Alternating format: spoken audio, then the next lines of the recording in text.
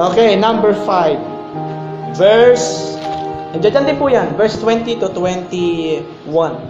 By faith, Isaac blessed Jacob and Esau concerning things to come. Verse 21, by faith Jacob, when he was dying, blessed both the sons of Joseph and worship leaning upon the top of his staff. The point is, ano po yung number 1? With excellent sacrifice.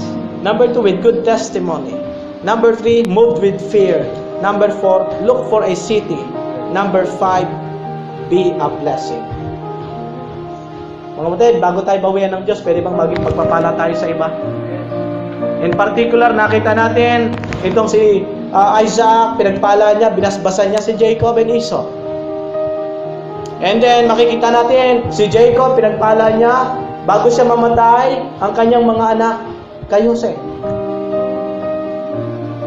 The point is, pwede bang maging blessing tayo bago tayo bawian ng Diyos sa buhay? The blessing. Be a blessing to your church. Be a blessing to your fellow Christians.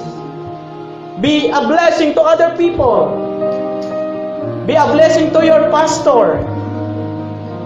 To pastor's family. Be a blessing. Ano? Be a blessing.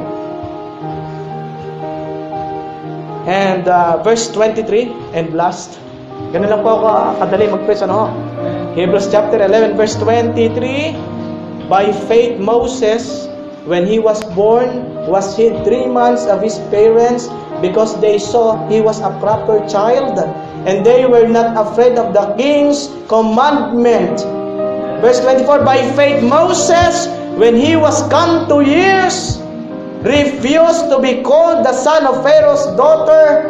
Verse 25, choosing rather to suffer affliction with the people of God than to enjoy the pleasures of sin for a season. Verse 26, esteeming the reproach of Christ greater riches than the treasures in Egypt, for he had respect unto the recompense of the reward.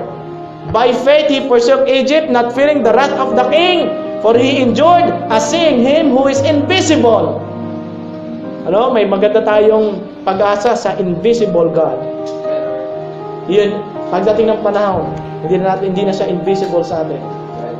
Katulad kung paano si Jesus Christ ay nabuhay na magmuli, at tayo mabubuhay na magmuli, at makikita natin ang hari ng mga hari, Panginoon ng mga Panginoon, Diyos ng mga Diyos. Mga kapatid, the point is, be not conformed to this world. Huwag tayong makipamatok. Kung ano ang hulma, ang forma, ang ayos ng mundo, ang kanta, ang pag-iisip ng mundo, hindi ka na yun. Nakikita natin, sabi dyan, by faith Moses, when he was come to years, dumating siya sa tamang panahon. May kanya-kanya tayong panahon, mga kapatid. Dumating ako sa punto na, yes, naranasan ko na ang kasiyahan ng mundong ito, may pera, pero pinaka-the best pa rin, yung ikaw ay nasa kalooban ng Diyos. Amen. Yung ginagampanan mo, yung nais ng Diyos sa iyong buhay, mas the best po yun. Mamamatay ka na masaya na ginampanan mo ang kalooban ng Diyos sa iyong buhay. Na naging pagpapala ka, naglingkod ka ng excellency of sacrifice, na mayroon kang mabuting testimony, na may banal kang pagkatakot, na hinahanap mo yung syudad, yung makalangit na ginawa ng Diyos para sa iyo, at ikaw'y naging pagpapala sa iba. Amen. Hanggang ikaw ay hindi na maninindigan ako para sa Diyos. Hindi ako makikipamatok. Romans chapter 12, basahin po natin. Romans chapter 12. Alam ko po ito'y gasgas na po sa inyo. Pero ito po ay talagang napakabisang salita ng Diyos sa ating buhay. Romans chapter 12, I beseech you therefore, brethren, by the mercies of God, that ye present your bodies a living sacrifice, holy, acceptable unto God, which is your reasonable service.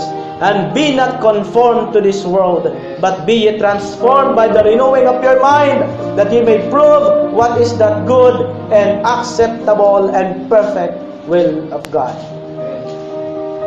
1 John chapter 2 verse 15, love not the world, neither the things that are in the world. If any man love the world, the love of the Father is not in him. Verse 16, for all that is in the world, and the lust of the flesh, and the lust of the eyes, and the pride of life is not of the Father, but is of the world. And the world passeth away, and the lust thereof, but he that doeth the will of God abideth forever. Mas maigi pa rin maglingkod sa Diyos. Ang pinaglingkuran mo, pinagpagalan mo, ay ibabalik sa iyo ng Diyos. No? Tayo po'y sa madaling tumayo.